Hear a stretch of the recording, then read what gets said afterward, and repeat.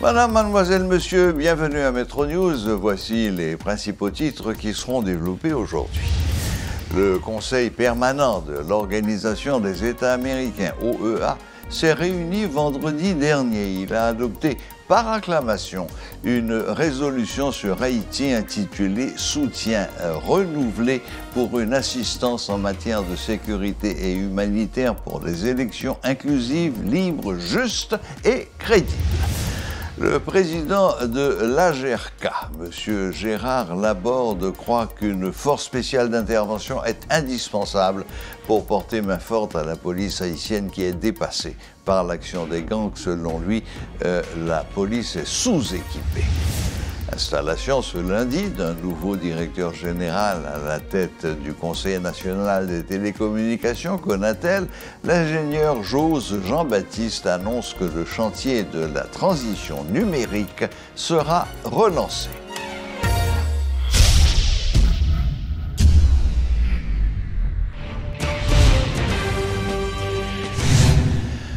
Le ministère des Affaires étrangères annonce dans un communiqué que, sur demande de la République d'Haïti, le Conseil permanent de l'Organisation des États américains, OEA, s'est réuni et a adopté vendredi dernier par acclamation une résolution sur Haïti intitulée « Soutien renouvelé pour une assistance en matière de sécurité et humanitaire pour les élections inclusives, libres, justes et crédibles et pour une transition démocratique en République d'Haïti ».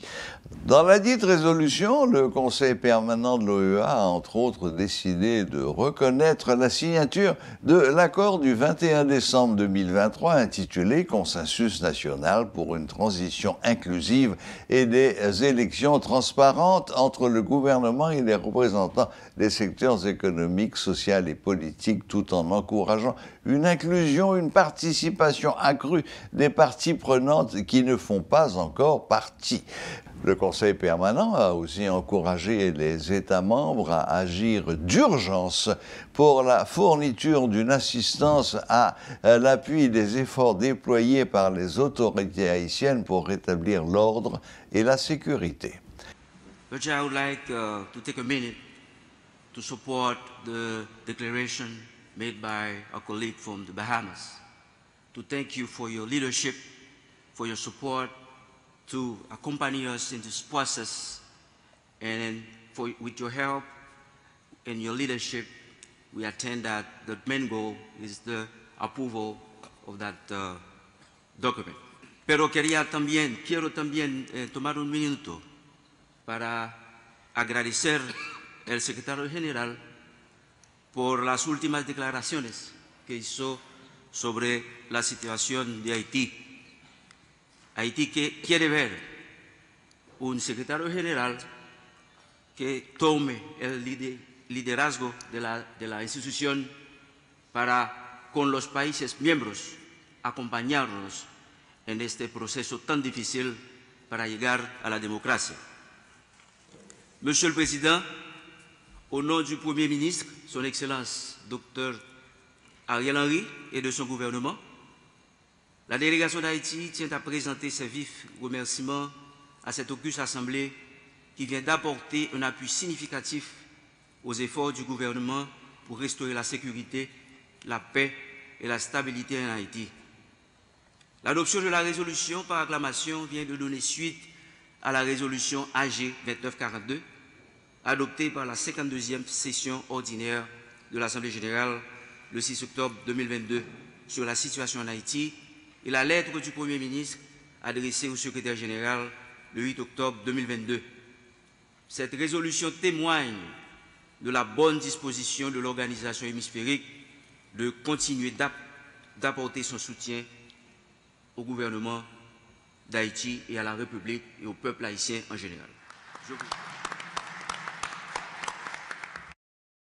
Le président de l'AGERCA, Gérard Laborde, croit qu'une force spéciale d'intervention est indispensable pour porter main forte à la police d'Haïti.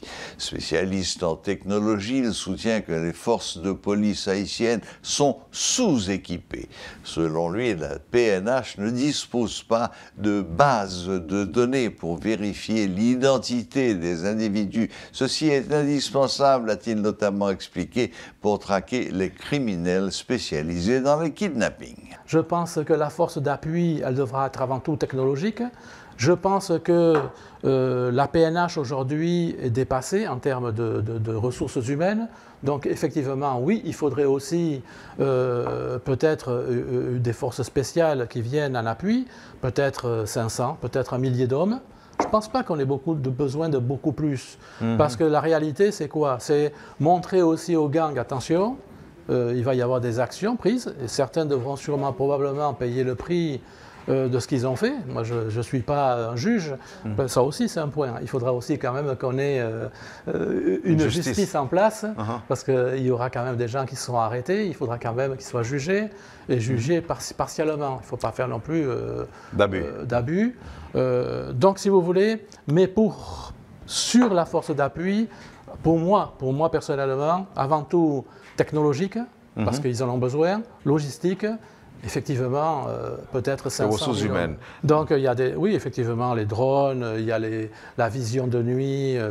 Bon, il y a beaucoup de choses. C'est pour ça, lorsque je parlais de technologie, je parlais de tout ça. L'hélicoptère, entre guillemets, ça fait partie de la logistique, les moyens de transport, etc. Il faut savoir que lorsqu'il va falloir faire des interventions, si par exemple, on reprend la route qui mène vers le sud, au niveau de Martissant, il y a beaucoup de corridors qu'il va falloir aussi tenir. Il va falloir rentrer. Il va falloir à un moment donné, j'ose espérer qu'à un moment donné aussi, par le dialogue, on évitera aussi un bain de sang. Parce qu'il faut savoir qu'il y a des communautés qui vivent. C'est là où je parle qu'il va y avoir un travail. Pour moi, le fait d'avoir une force d'appui avec des moyens, je pense qu'à un moment donné, va permettre aussi de rétablir une forme d'équilibre dans cette tentative de dialogue. Si maintenant le dialogue échoue, j'ai peur que, oui, il va falloir entrer dans une forme d'action beaucoup plus violente. Personnellement, je ne souhaite pas. Je suis avant tout aussi un chrétien. Donc chacun, malgré toutes les erreurs qu'il a pu faire, mérite aussi une deuxième chance. Certains, hein, pas tous. La technologie, c'est un appui, mais pour la technologie, il faut avoir la maîtrise de la technologie. Ça veut dire que ça demande quand même des formations, ça demande la mise en place des formations, de la maintenance. On est là pour, je dirais, un minimum de 6 mois à 1 an. Voire même 2, là je parle de moyen terme. Vous pensez qu'on pourra encore tenir tout ce temps? Sûrement pas. C'est pour ça qu'on a vraiment besoin d'une force d'appui qui va venir avec tous ces moyens, qui va permettre donc d'éradiquer et ensuite, avec ces appuis, de former justement les forces de police. Parce qu'il ne faut pas oublier une chose aussi. Lorsqu'on parle de police, 70% de la police aujourd'hui, c'est la circulation. Les forces dont on parle ici, des forces pour être engagées dans cette lutte, représente quoi? Peut-être 1 millier de personnes. Moi, encore une fois, je n'ai pas ces chiffres, donc là, je ne fais juste que extrapoler sur ce que j'entends. Est-ce que c'est entre 500 et 1000 personnes? 500 et 1000 personnes, aujourd'hui, au point de vue national, ne peut pas répondre. De nombreux résidents du quartier de Diegue à Pétionville ont fui devant les assauts des bandits de Vitellum. Le week-end écoulé, les bandits ont intensifié les exactions entrant dans les maisons pour voler et enlever. Les autorités locales envisagent de couper les arbres dans cette zone afin d'empêcher qu'ils servent de repère aux bandits. Des policiers de Diegue, de Métivier, de Cap-François et de Pernier appellent les résidents à la vigilance pour empêcher aux bandits de prendre le contrôle total de leur quartier. Les déplacés ont trouvé refuge chez des parents et d'autres ont dû s'installer sur la place Boyer à Pétionville.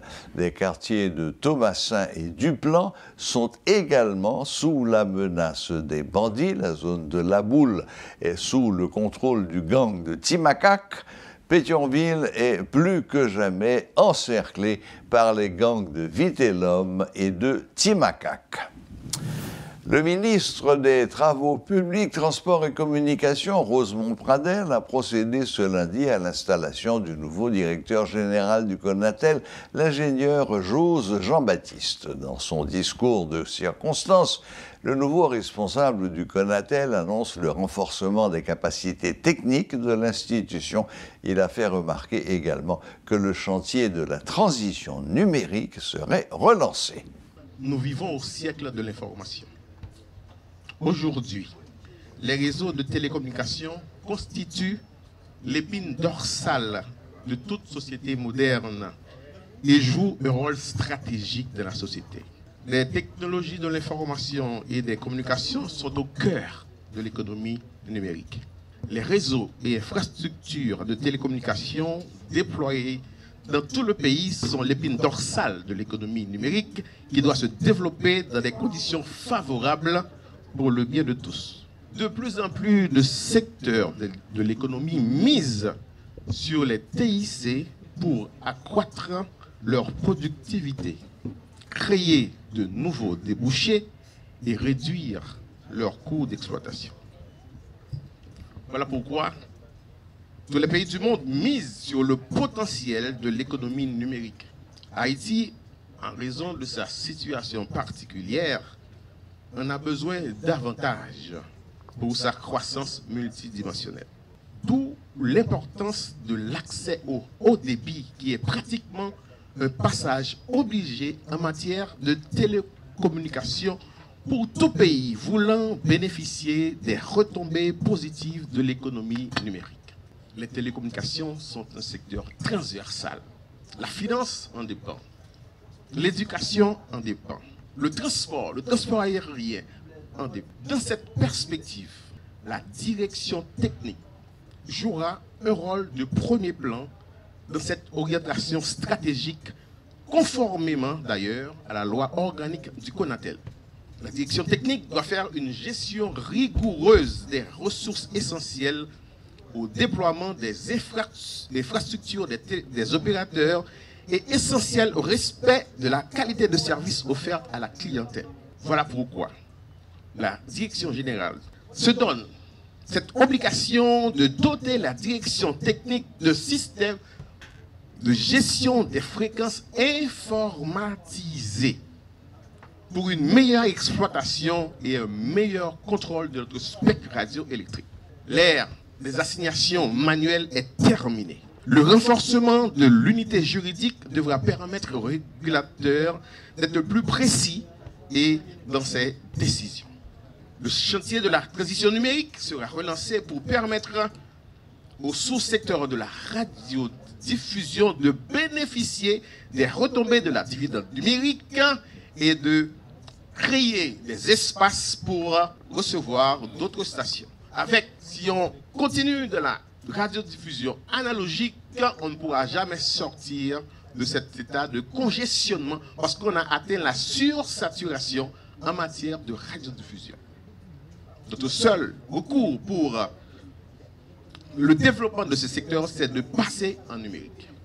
Le Centre de technologie en informatique, Cette Info et Renamel ont lancé à l'intention des membres de la presse une série de formations gratuites autour, je cite, des droits de la presse et des nouveaux outils industriels et technologiques disponibles pour l'amélioration des travaux de presse. Selon D'Angelo Néard, responsable communication de Cette Info, cette initiative a pour objectif d'exposer aux journalistes le cadre légal qui facilite l'exercice de leur métier. C'est une formation destinée non seulement aux journalistes de la presse en ligne, mais tout le monde qui est journaliste ou la presse traditionnelle, etc. Et n'a pour recevoir tout curieux d'esprit, tout étudiant en journalisme, en communication sociale. La communication sociale n'est pas le journalisme, c'est encore une petite ligne de nuance. Et tout ça, on a pour eux dans le cadre de formation. Et dans la fin de formation, moi-même, ma bonne intervention. Et pour nous voir ensemble de fondamentaux de composition écrite dans le métier. Et nous nous montrons côté tout le monde rapide. Bon, gens monde les textes qu'on y a. Les journalistes avec un texte qu'on y a, faut lui rendre compte que j'ai mon cap li a font Z, les la font lecture diagonale. Donc, tout élément fondamental dans le texte, il faut mettre dans Z là. On a fait 1, 2, 3, 4 pour voir exactement, mais qui est-ce qui fait tel bagage, qui côté à qui le. Et ça aussi, un ensemble de techniques. Il y a un pile collègue journaliste qui dit de bagage très important, mais il n'est pas positionné bien dans le texte là. Du coup, mon cap li rapide dans la machine, dans la camionnette là, il rate l'essentiel de l'information. Donc cette formation-là a besoin de techniques dans la composition écrite qu'a fait tout de suite où mon lit nous, mon tout de suite ouais mais ça nous voulait faire. Et autre chose, le journalisme c'est le métier du concierge. Là écrit un texte, faut que moun qui pi pas qu'on lit comprenne lit tout de suite. C'est pas une presse spécialisée que vous faites, c'est pas une presse scientifique que vous faites, c'est un groupe sujet, un groupe verbal en complément. Donc on texte par exemple 5 circonstanciels de lieu là-dedans. Donc ça ne marche pas. Évidemment, vous voulez dire en pile bagaille, mais vouloir beaucoup dire des fois tue la volonté de dire. Et IAO a aidé exactement pour cadrer ça. Dans le culturel, la mairie de Port-au-Prince organisera son carnaval du 19 au 21 février prochain autour du thème « Réconciliation dans la paix ». L'annonce en a été faite par les membres du comité organisateur ce lundi en conférence de presse. Les responsables ont fait savoir que les dispositions sont déjà prises en vue de lancer le coup d'envoi officiel de ces festivités qui se dérouleront au Champ de Mars à partir de 10h du matin et jusqu'à 6h. Actuellement là, nous gagnons 15 millions de gouttes qui là pour le carnaval. Mais côté que nous-mêmes, nous avons cherché plus que ça. Mais si nous avons dit que l'État disposé pour le carnaval là, l'État a disposé 15 millions de gouttes déjà, et lui-même nous gagnons comme un chèque pour nous capables de faire le carnaval là. Comme nous-mêmes nous avons des partenaires qui nous ont checké, nous ne savons pas dans quelle mesure que nous même pour poter coller ensemble avec nous. Mais si pas aucun monde qui peut coller avec nous, dit tout, nous avons gagné 15 millions de gouttes pour nous capables de faire le carnaval là. Par le carnaval, on a commencé exactement devant Mausolée. Vous connaissez Mausolée en face des comptes là. Et rue de la Réunion. Nous prenons rue des Casernes, nous montons devant le Palais National, nous passons devant Rex Théâtre, et puis nous finissons exactement dans Carrefour, Oswald Durand. C'est comme ça l'année dernière. Retombé que nous-mêmes nous avons comme attente après le carnaval là, c'est joindre moyen de communication avec les groupes amis. Parce que je dis à son approche qui tout le monde peut faire dans le pays. En pile fois, je fais réflexion, je continue de faire réflexion, je partage avec un paquet de monde, tout le monde coule. L'année passée, nous avons pris une décision pour nous faire un forum sur la question de l'insécurité. Là, nous proposons avec tout l'autre monde qui est dans le gouvernement autour, bon, il n'est pas nécessaire parce que vous pensez que vous avez résoudre la crise par la force.